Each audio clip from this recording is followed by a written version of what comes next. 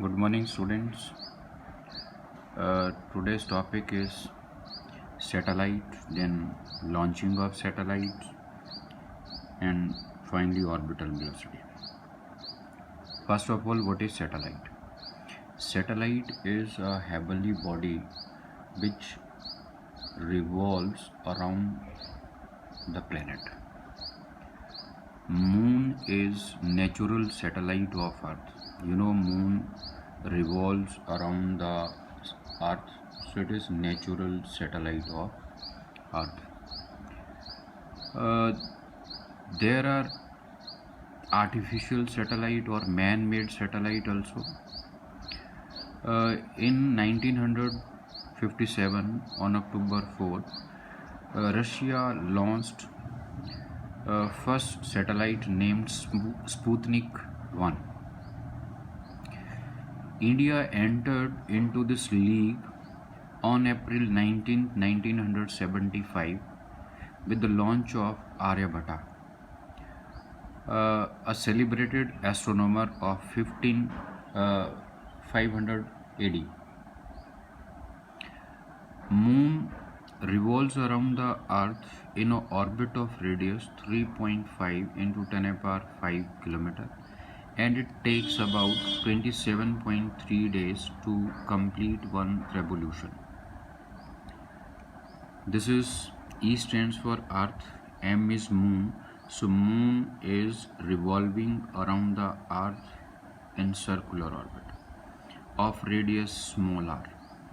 As you know, a force is required for a body to revolve in a circular path, and this force is provided by gravitational force of attraction between Earth and Moon. As you also know, this force acts along the line joining centers of two bodies.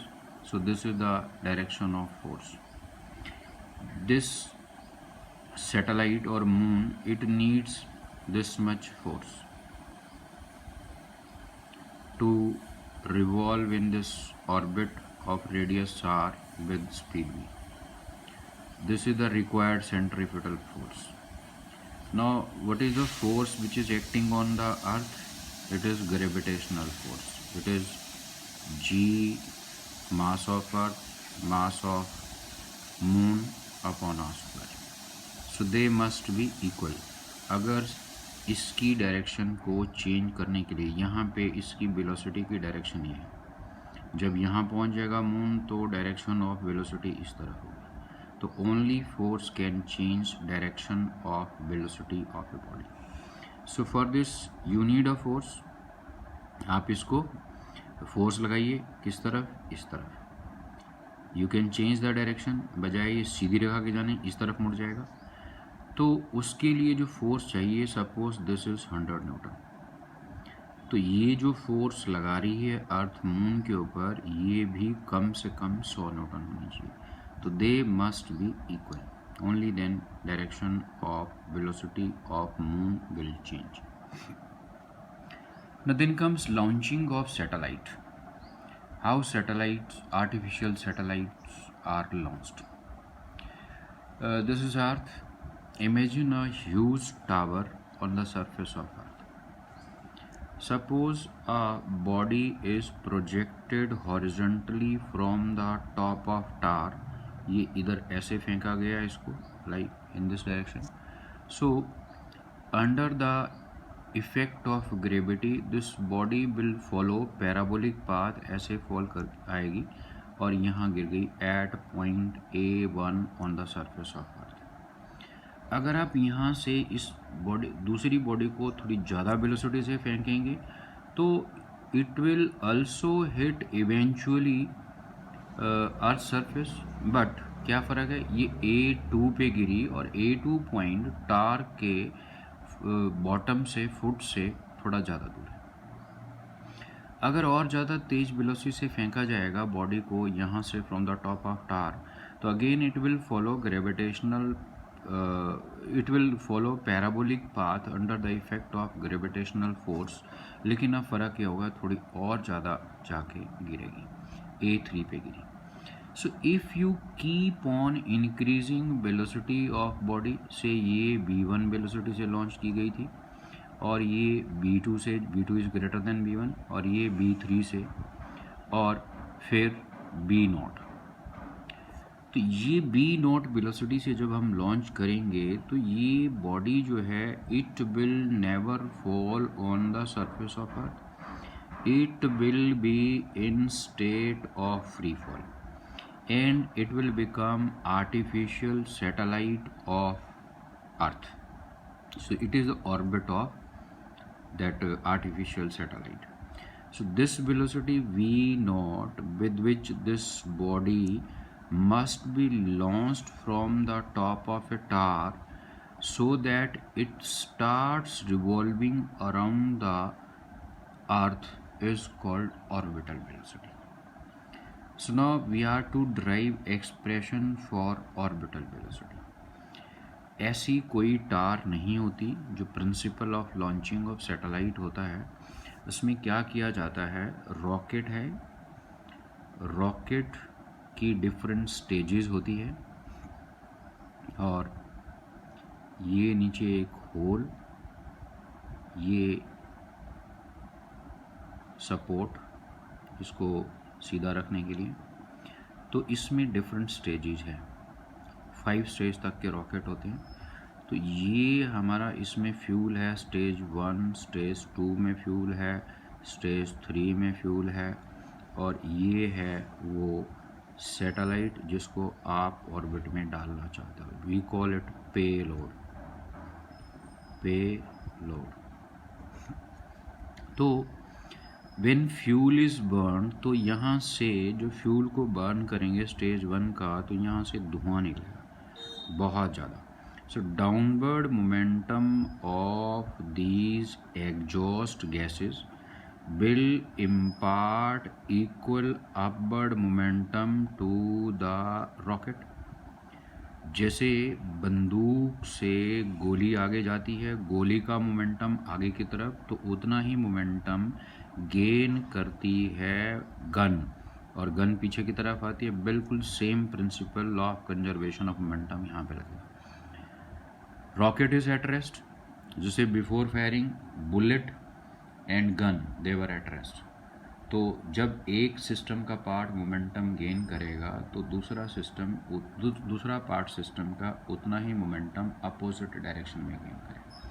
पहले दोनों का momentum 0 था, gun का और bullet का before firing. After firing भी 0 ही रहना चाहिए.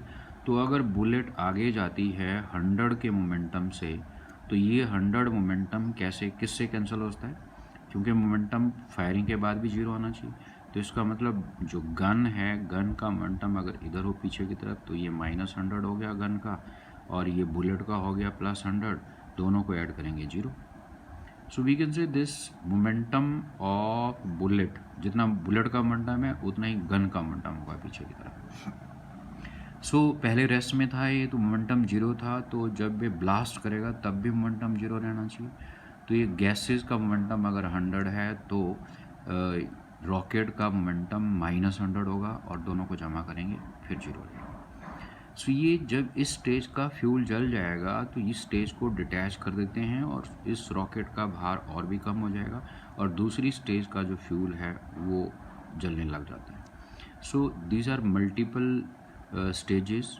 और फाइनली जो है जब रॉकेट यहाँ पहुँच जाएगा तो यहाँ पे रॉकेट को रिमोट कंट्रोल से हम इसको इधर कर देंगे. ये पहले सीधा जा रहा है, फिर इसको इधर कर देंगे, और ये पे लोड जो है इसको डिटैच कर दिया जाएगा. और ये कब करेंगे हम इसको ऐसा, जब इसकी वेलोसिटी यहाँ से रॉकेट गया पे लोड को लेके और यहाँ सीधा ऊपर जा रहा है, और फिर इसके बाद जब इसकी वेलोसिटी ऑर्बिटल वेलोसिटी के बराबर हो जाएगी तो हम पे लोड को ऐसे रिलीज़ कर देंगे horizontally, and it will start revolving around the earth.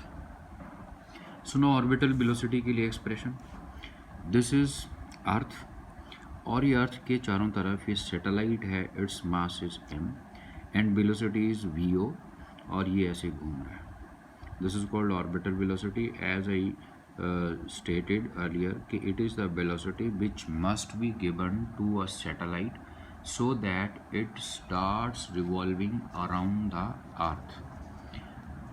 So how much centripetal force is required by this satellite?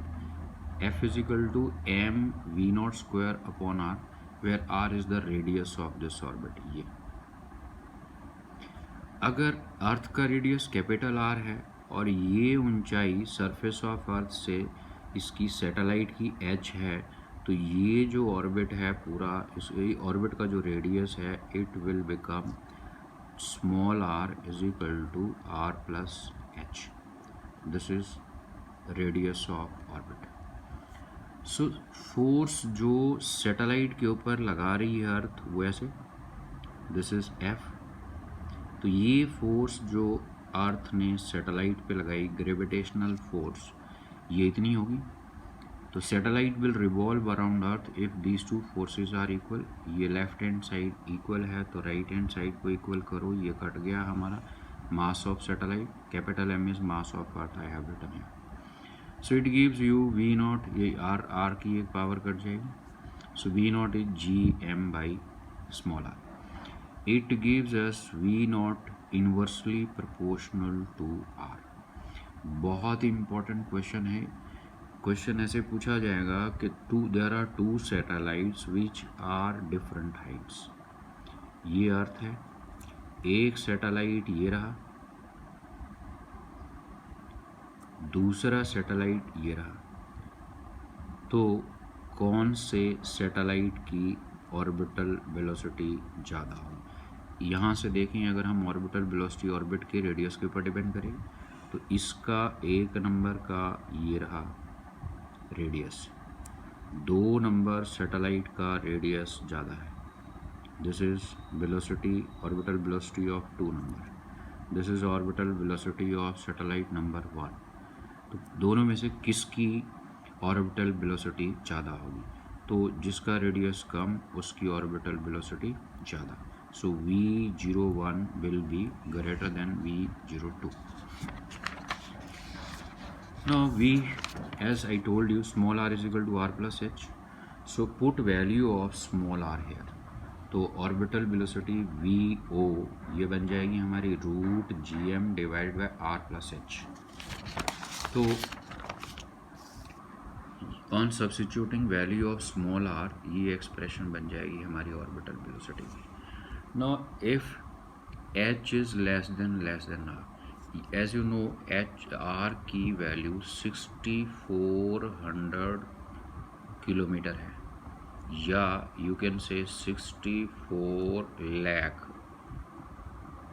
Metre.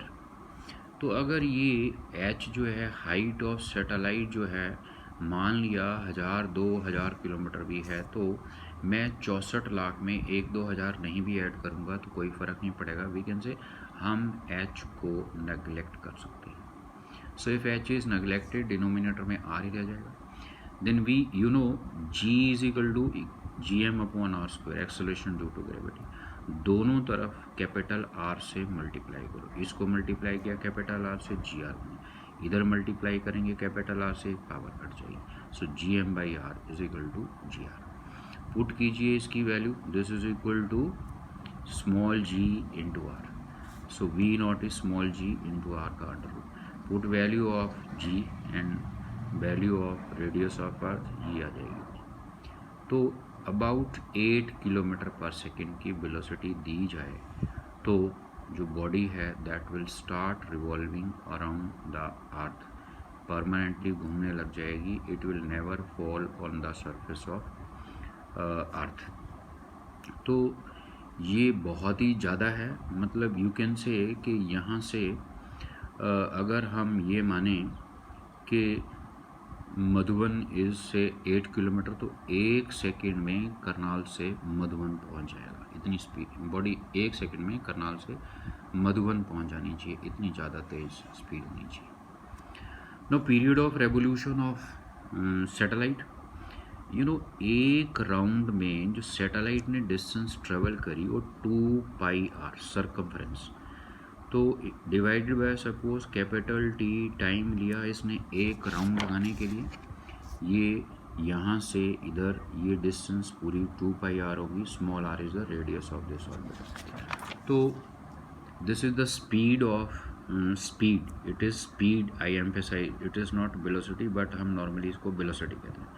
तो स्पीड सैटेलाइट की 2πr distance covered upon t time period, एक चक्कर का time. So from here t को v0 की जगह ले और v0 को t की जगह पे ही आ गया।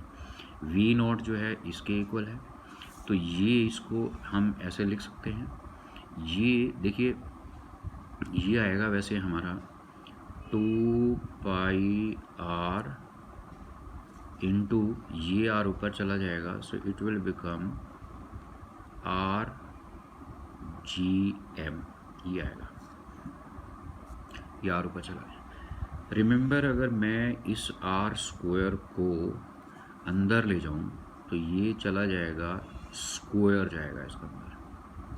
तो एक r मेरे पास पहले था, एक r ये अंदर में ले गया इसको और ये आ गया। सी ये r स्क्वायर का जब मैं अंडर रूट लूँगा तो r ही रह जाएगा और ये बाहर आ जाएगा। सो रिमेंबर के अंदर अगर आपने किसी अंडर रूट के अंदर किसी टर्म को ले जाना तो उसका स्क्वायर जाएगा, तो ये r क्यू बन गया, ये आ गया। देन यू नो कि small r is r plus H R, तो इसकी वैल्यू डाल दी स्मॉल r की, आ गया। सो this is expression for time period of artificial satellite. You can also write gm is equal to grc from here, small g is equal to gm upon r square, इस r square को इधर ले आइए, g r square, small g r square is equal to gm, so you can write this capital Gm is equal to g r, small g r. Now if h is less than r, you neglect this capital small h, सो ये अगर इसको आप ignore कर देंगे, neglect कर देंगे, zero मान लो इसको, तो r plus zero means r, r का क्यूब आ गया, r का क्यूब आ गया, तो नीचे ये r स्क्वायर है, आई एम सॉरी यहाँ पे चेंज करना, इसको h को जीरो मान लिया तो r क्यूब आ जाएगा, नीचे r स्क्वायर है, ये कट जाएगा, ये r स्क्वायर और ये ऊपर r क्यूब आएगा। So this is the formula for time period of artificial satellite when it is close to surface of earth. Then height of satellite h, इसके लिए एक्सप्रेशन, ये बॉक्स वाली इक्वेशन का square कीजिए दोनों तरफ, square of this T square, ये इसका स्क्वायर 4π स्क्वायर और रूट हट जाएगा, ये आ गया जब हम स्क्वायर करेंगे। अब gm को इधर ले आइए, टी स्क्वायर के साथ मल्टीप्लाई होगा और ये आ गया हमारे पास। अब ये 4π स्क्वायर को इधर लेफ्ट हैंड साइड में डिनोमिनेटर में आ गया, तो ये आ गया। अगर मेरे पास X Q is equal to मान लिया बाई है, तो ये इसको हम दूसरी तरफ ले जाना चाहें तो ये 1/3 हो जाएगी पावर इधर, तो ये इधर 3 है पावर, इधर ला के ये 1/3 हो जाएगी, r प्लस एच, r को इधर ले जाइए माइनस हो जाएगा। So this is expression for h। Now if you want to calculate time height of artificial satellite having time period 24 hour, अगर ये 24 घंटे में एक चक्कर पूरा कर ले सैटेलाइट, तो हम इसको जियो स्टेशनरी सैटेलाइट कहते हैं, जियो स्टेशनरी सैटेलाइट। तो ये 24 घंटे में एक चक्कर पूरा करता है। तो इफ़ टी इज़ 24 आवर, तो ये देगा हमें h is equal to 36,000 kilometre.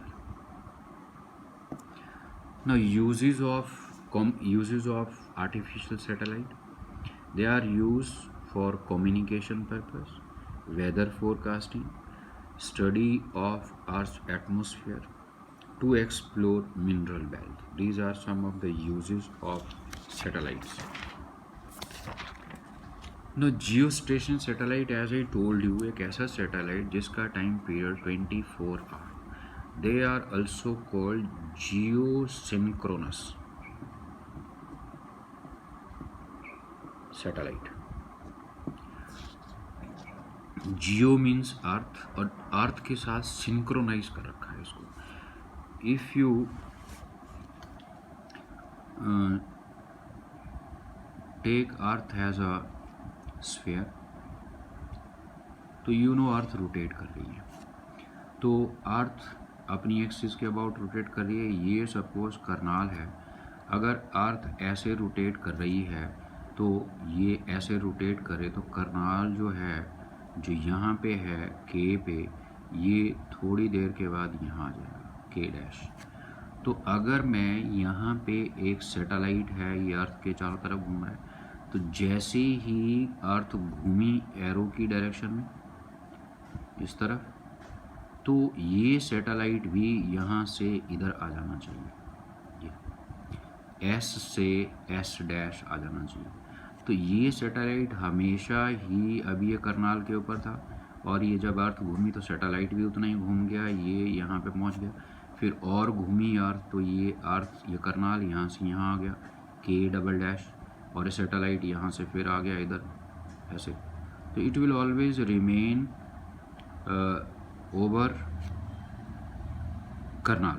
So this satellite, ये जियो स्टेशनरी सैटेलाइट कहलाएगा। तो करनाल वाले देखें अगर इसको, तो इनको ये यहीं पे ही नज़र आएगा, इट विल अपीयर स्टेशनरी। तो करनाल 24 आवर में यहाँ से ऐसे घूम के फिर इसी जगह पे आ जाएगा, तो ये सैटेलाइट भी 24 आवर में यहीं पे आ जाएगा।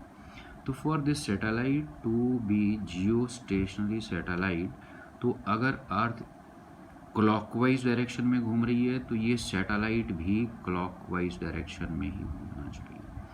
तो अर्थ की रोटेशन होती है वेस्ट से ईस्ट, तो सैटेलाइट का रोटेशन भी वेस्ट से ईस्ट होना चाहिए, और इसको भी 24 घंटे में एक चक्कर पूरा करना चाहिए, तब ये जियो स्टेशनरी सैटेलाइट कहते हैं।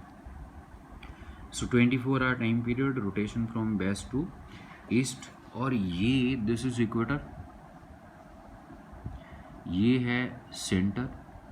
तो जो अर्थ का सेंटर है वही सैटेलाइट के ऑर्बिट का सेंटर होना चाहिए।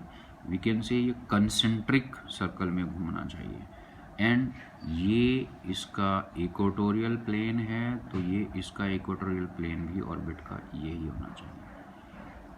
तो हाइट है, जैसा मैंने पीछे बताया, 36,000 किलोमीटर, और ये जो ऑर्बिट है इसका जियो स्टेशनरी सैटेलाइट का, it is called parking orbit. ऐसा लगेगा जैसे सैटेलाइट को पार्क किया हुआ है। Examples, two numericals, we have two particles जिनका भार बराबर है, एक ये है एक ये है, और radius of orbits is R, ये सेंटर है, तो इसका जो ये इधर जा रहा है तो ऑर्बिट का रेडियस स्मॉल है, और एक इधर जा रहा है, दूसरा ये इधर जा रहा है, तो दोनों के बीच की डिस्टेंस जो है इट इज़ 2r, लेकिन ऑर्बिट का रेडियस देखा जाए किसी भी सैटेलाइट का या किसी पार्टिकल का, इट इज़ स्मॉलर।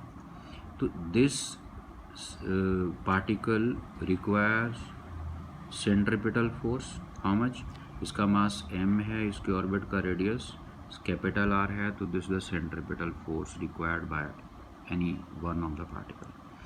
और इन दोनों के बीच में ये एक दूसरे को ग्रेविटेशनल फोर्स से अट्रैक्ट करेंगे, तो ये फोर्स जो लग रही है इसके ऊपर, जो F फोर्स लग रही है वो कितनी होगी, GMM, और दोनों के सेंटर्स के बीच की डिस्टेंस इट इज़ 2r।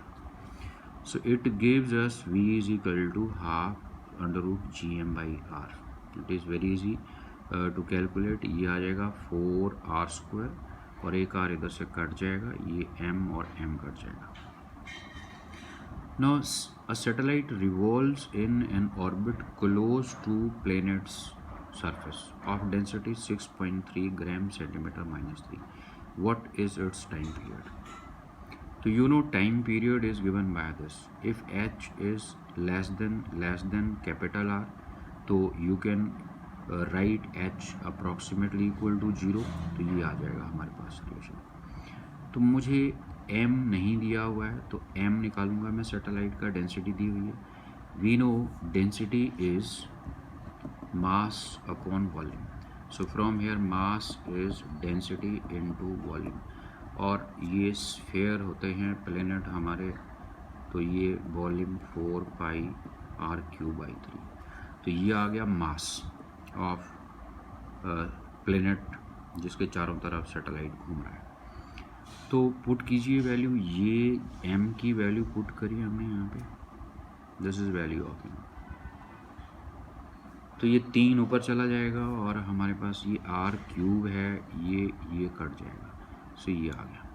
जैसा मैंने अभी बताया था आपको, इसको अगर हम अंडर रूट के अंदर ले जाना चाहें तो ये जाएगा 4π², ये जाएगा 4π²। तो 4π² अगर अंदर हम ले जाएंगे तो मेरे पास ये बनेगा 3 × 4π², बाहर से अंदर ले गए हम इसको, दिस इज़ टाइम पीरियड, तो इट इज़ 4πg⍴। तो ये 4 कट गया, ये π² एक कट गया और ये आ गया हमारा 3π/g⍴। तो सब्स्टिट्यूट वैल्यू 3 पाई की वैल्यू है, g की दी हुई है जो कि मैंने वैसे ऊपर नहीं लिखी है, this is the value of g in CGS system, multiplied by density, ये भी CGS सिस्टम में लेनी है, मैं CGS यूनिट इस्तेमाल कर रहा हूँ। तो it gives 4762 second is the time period. That's all, thank you very much.